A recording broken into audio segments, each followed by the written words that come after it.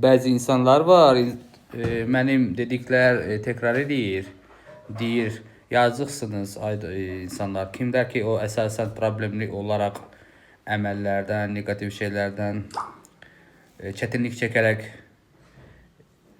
ekstrasens, doğru adam axtarırsınızsa, əvvəl onun vaxtı ilə verilmiş proqnozların tarixlərinə bax.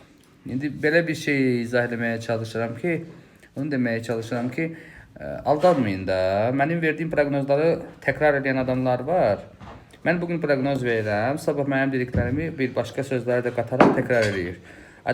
Sonra da özünü reklam edirlər. Deyir ki, ha mən demişdim. Amma halbuki mən bu proqnozlar verəndə bir neçə il bundan əvvəl bugün gündəmdə olan özünü reklam edən ekstrasens adlandırdığı şəxslər heç yox idi.